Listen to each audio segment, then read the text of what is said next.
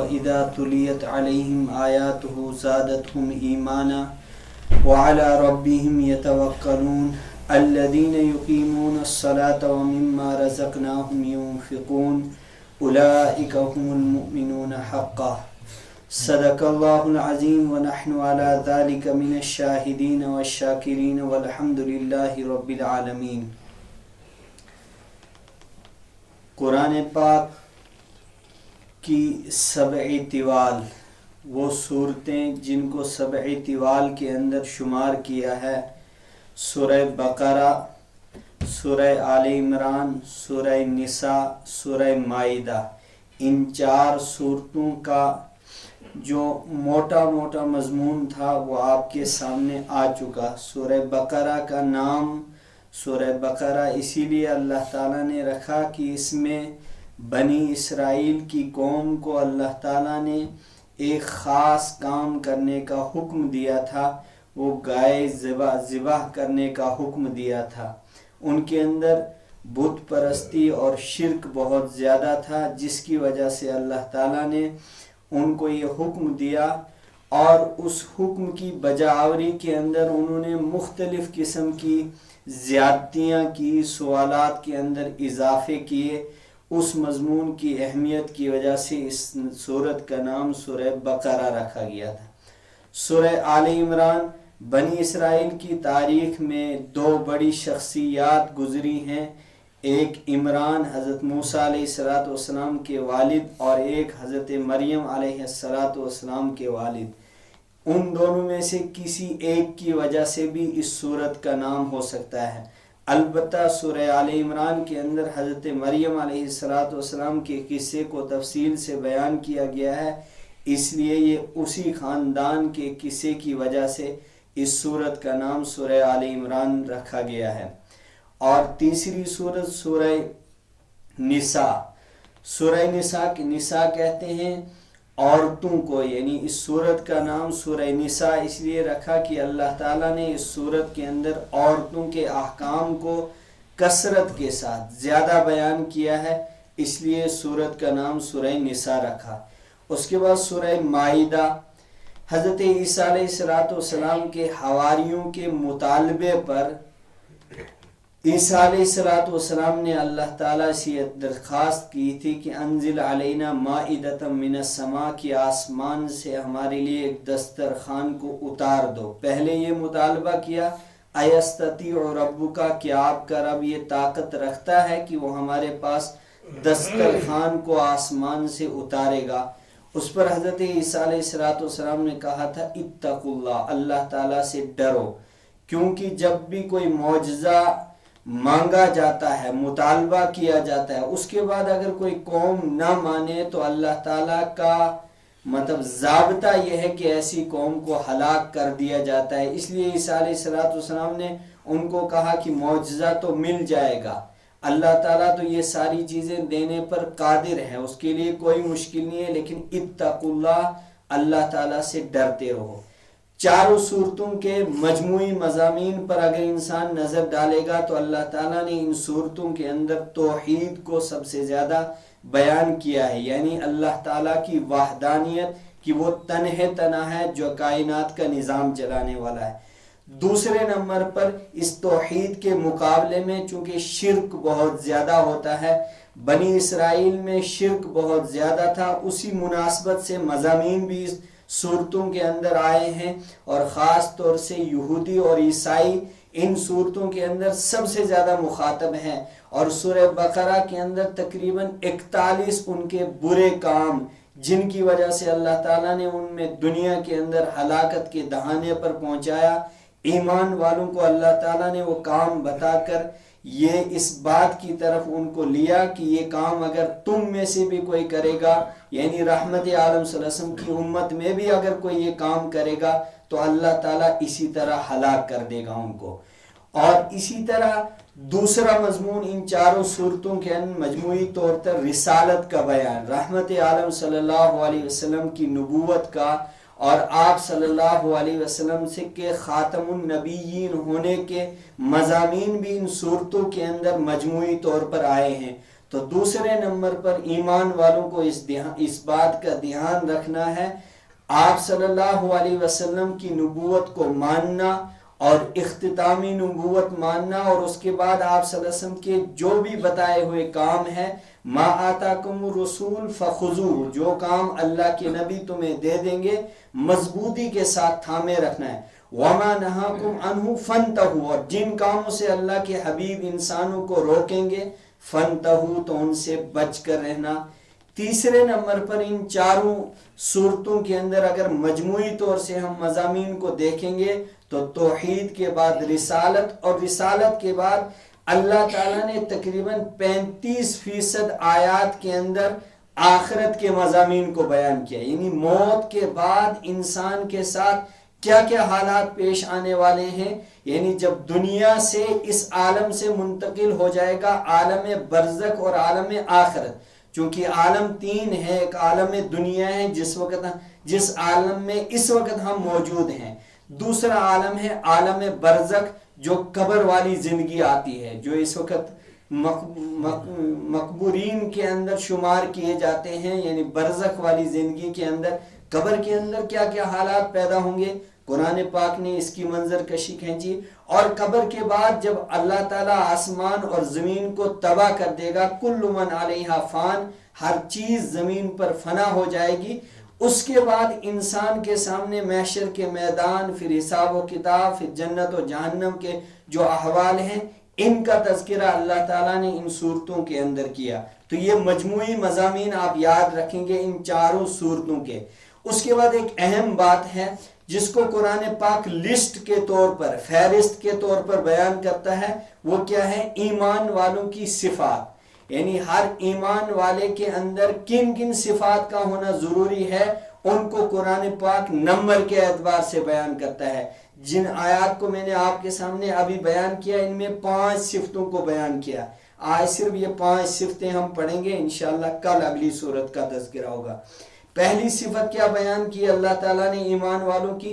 انما المؤمنون الذین اذا ذکر اللہ وجلت قلوبہم، یقیناً ایمان والے وہ لوگ ہیں اذا ذکر اللہ، جب اللہ کا تذکرہ کیا جاتا ہے، اللہ کا نام لیا جاتا ہے، وجلت قلوبہم، ان کے دل دہل جاتے ہیں، ڈر جاتے ہیں، یعنی وہ اپنے اس کام کی انجام دہی میں کرنے یا نہ کرنے میں سوچتے ہیں پہلے، یعنی جب بھی اللہ کے کسی حکم کو بیان کیا جاتا ہے، اگر انسان کو دل کے اندر ڈر پیدا ہوتا ہے تو قرآن کہتا ہے کہ ایمان والا ہے۔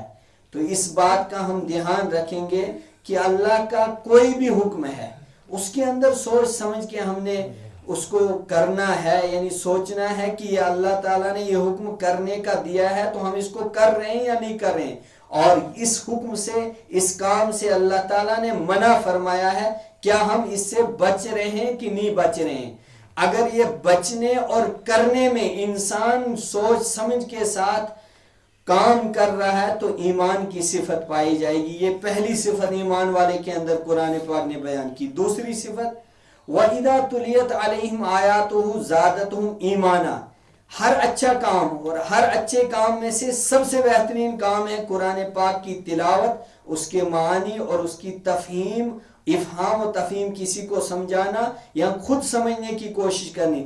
قرآن پاک کو سمجھنے میں، پڑھنے میں اور اس کے سننے میں اگر انسان کو خوشی اور بشاشت ہوتی ہے تو قرآن پاک کہتا ہے کہ یہ ایمان کی صفت ہے۔ اگر قرآن پاک کے سننے سے، اس کے معنی کو سیکھنے سے یا سکھانے سے پریشانی ہوتی ہے، دقت ہوتی ہے، وقت گزارنا مشکل ہوتا ہے تو ایمان نہیں ہے۔ تو پہلی صفت اللہ کے احکام کی بجا آوری میں ڈر پیدا ہونا ایمان کی صفت ہے۔ اللہ کے قرآن کو سننے میں ایمانی اعتبار سے اضافہ ہونا، خوشی ہونا، یہ ایمان کی صفت ہے۔ آپ صلی اللہ علیہ وسلم سے ایک صحابی نے پوچھا تھا کہ نیکی کس کو کہا جائے گا اور برائی کس کو کہا جائے گا؟ آپ صلی اللہ علیہ وسلم نے فرمایا نیکی اس کو کہتے ہیں کہ ایمان اس کو کہتے ہیں، الایمان اذا حاک فی نفسک شیء، جب تیرے دل کے اندر کسی چیز کی کھٹک پیدا ہو، یعنی اچھا کام کرنے کے بعد تو مطمئن ہوتا ہے، خوش ہوتا ہے، تو یہ ایمان کی صفت ہے۔ برا کام جب تیری زندگی سے ہوتا ہے، تیرے جسم سے ہوتا ہے، تو اگر اس سے تجھے پریشانی ہوتی ہے تو یہ ایمان کی صفت ہے. یعنی نیکی پر خوش ہونا، برائی پر پریشان ہونا، یہ ایمان کی صفت ہے. تیسری صفت بیان کی اللہ تعالیٰ نے اسی صورت کے اندر، وَعَلَى اللَّهِ يَتَوَكَّلُونَ، اور ایمان والے اللہ پر بھروسہ رکھتے ہیں. بھروسہ کرنے کا مطلب کیا ہے؟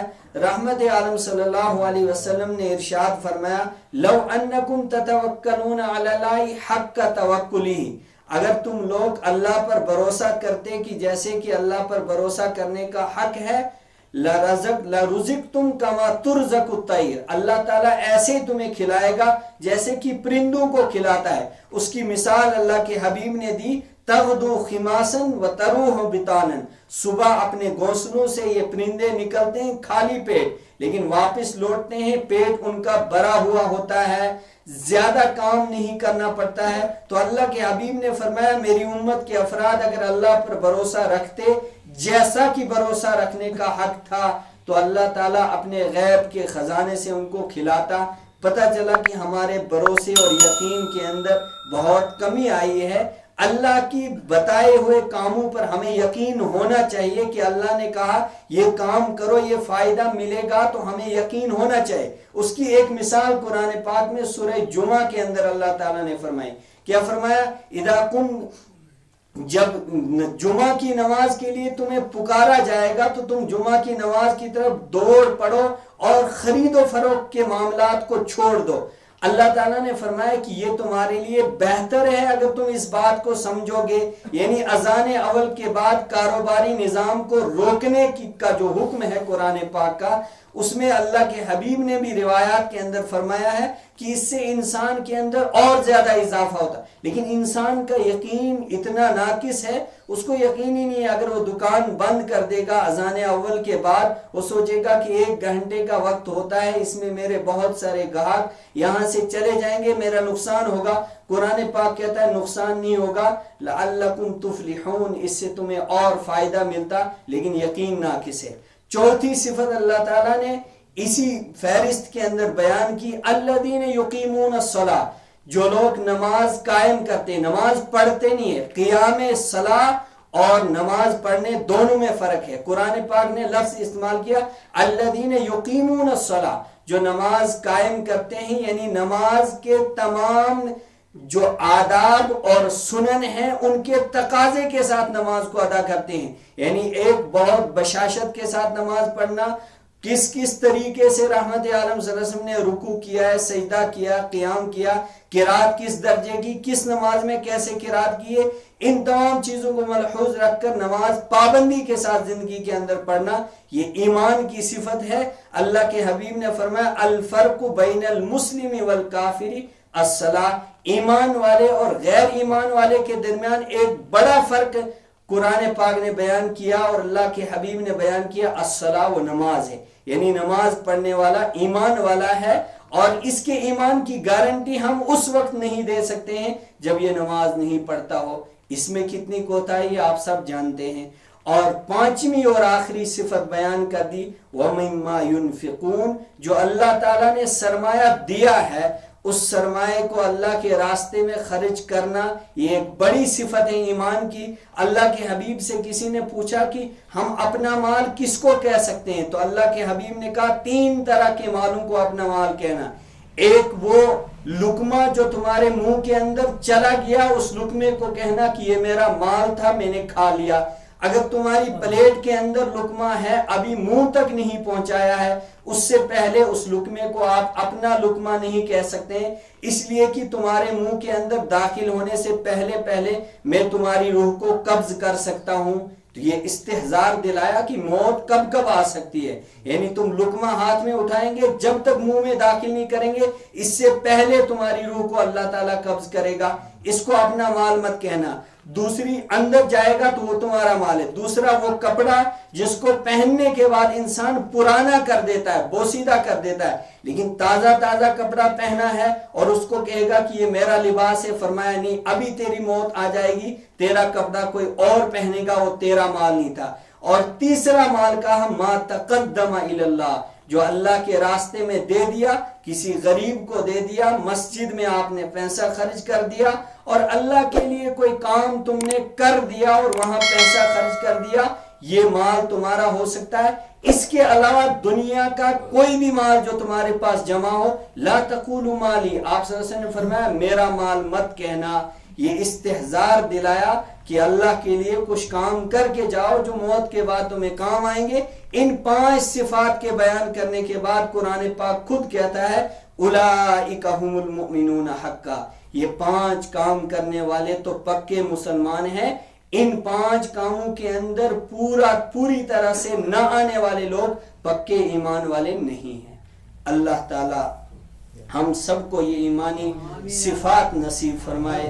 قرآن پاک جس چیز پر زور دیتا ہے اللہ تعالیٰ ان تمام کاموں کو کرنے کی توفیق نصیب فرمائے۔ خاص طور سے اللہ تعالیٰ موت کا وقت آنے سے پہلے ہم سب کو تیار رہنے کی توفیق نصیب فرمائے۔ جب اللہ تعالیٰ نے ہماری ذات کے لیے موت کا وقت لکھ دیا ہو، اس وقت اللہ تعالیٰ ہم سب کے لیے کلمے والی اور ایمان والی موت نصیب فرمائے۔ وآخر دعوانا